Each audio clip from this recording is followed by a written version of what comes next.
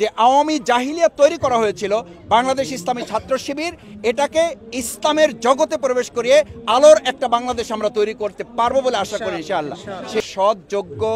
নাগরিক গড়ে তোলার লক্ষ্যে বাংলাদেশ একটা চরম চ্যালেঞ্জের মুখে আছে। আমরা লক্ষ্য করি যে সৎ লোক পাওয়া যায়, যোগ্য লোক পাওয়া যায় না, যোগ্য লোক পাওয়া যায়, সৎ পাওয়া যায় না।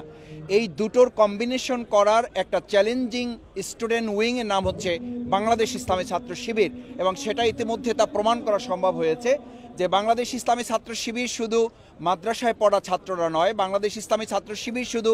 মসজিদে ইমামতি তৈরি করার প্রজেক্ট বা প্রকল্প নয় বা সংগঠন নয়, বাংলাদেশ ইসলামী ছাত্র শিবির আধুনিক তথ্য প্রযুক্তির সমস্ত চ্যালেঞ্জকে ওভারকাম করে এবং সেই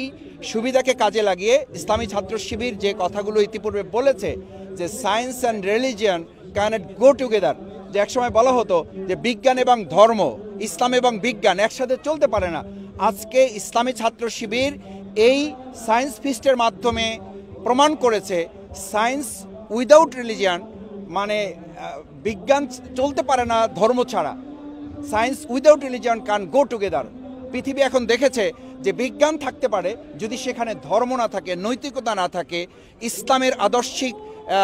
ভ্যালুস যদি না থাকে, তাহলে সেই বিজ্ঞান আমাদেরকে উপকারের পরিবর্তে ধ্বংসের দিকে নিয়ে যায় এবং সেই শিক্ষা মূলত আমাদেরকে মৃত্যুর দিকে ধাবিত করে। যে শিক্ষার ব্যাপারে এখন আধুনিক তথ্য প্রযুক্তি এই শিক্ষার ভয়াবহতা ইসলামের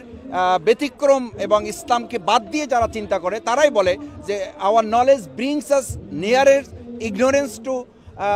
ডেথ, অর্থাৎ আমাদের যে শিক্ষা সেই শিক্ষা সম্পর্কে বলা হয় যে our knowledge brings us নিয়ারার two ignorance, এটা আমাদের অজ্ঞতার দিকে নিয়ে যায়। কারণ রসুল করিম সাল্লাল্লাহু আলাইহি সাল্লামের জমানায় সমস্ত তথ্য প্রযুক্তি বিজ্ঞান ছিল, শুধু ইসলাম যতক্ষণ আসে নাই, কোরআন যতক্ষণ আসে নাই, সেই ইসলাম মানে সেই সময়ের শিক্ষাকে বলা হয়েছে জাহিলিয়াত, অর্থাৎ সবচেয়ে অন্ধকারের যুগ বলা হয়েছে। ইসলাম আসার পরে, কোরআন আসার পরে সেই জাহিলি মদিনাকেই কিন্তু সোনার মদিনা করা হয়েছে। সুতরাং বাংলাদেশ ইসলামী ছাত্র শিবিরের উদ্যোগের মূল লক্ষ্য হচ্ছে আমরা বিগত 17 বছরে শিক্ষা ব্যবস্থাকে চূড়ান্তভাবে ধ্বংস করে যে আওয়ামী জাহিলিয়াত তৈরি করা হয়েছিল বাংলাদেশ ইসলামী ছাত্র শিবির এটাকে ইসলামের জগতে প্রবেশ করিয়ে আলোর একটা বাংলাদেশ আমরা তৈরি করতে পারবো বলে আশা করি ইনশাআল্লাহ। সেই লক্ষ্যে আমরা খুবই আশাবাদী। যে কয়েকটি প্রকল্প আমরা দেখেছি, আমার কাছে মনে হয়েছে আমাদের তরুণ সন্তানতুল্য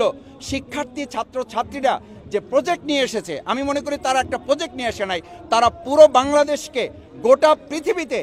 আদর্শিকভাবে এবং সৎ দক্ষ যোগ্যতার জায়গায় চ্যালেঞ্জ করার সমস্ত আয়োজন তারা এখানে সম্পন্ন করেছে। আমি তাদের ধন্যবাদ জানাই, কৃতজ্ঞতা জানাই। আমাদের এই সন্তানরা আগামী দিনে ইবনে সিনা তৈরি করবে, আমাদের এই সন্তানরা ইবনে সাইহাম তৈরি করবে, আমাদের এই সন্তানরা খালিদ বিন ওয়ালিদ তৈরি করবে, ওমর হামজা তৈরি করবে, এবং তারা তথ্য বিজ্ঞান প্রযুক্তিতে আগামী দিনে লিড করার জন্য বাংলাদেশে তারা যথার্থ ভূমিকা পালন করবে ইনশাআল্লাহ। সেই প্রত্যাশা ব্যক্ত করে আমি শুধু এই আহ্বান জানাতে চাই, আমাদের এই শিক্ষা গবেষণার যে মূল লক্ষ্য বা এই বিজ্ঞানের যে মূল লক্ষ্য সেটা হচ্ছে যে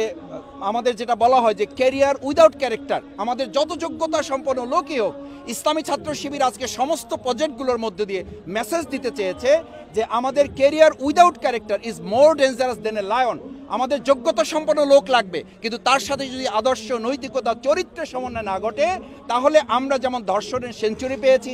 আমরা যেমন রডের বদলে বাঁশ পেয়েছি, আমরা যেমন পদ্মা সেতু একটার বদলে আরও 3টা পাওয়ার সুযোগ আমাদের ছিল,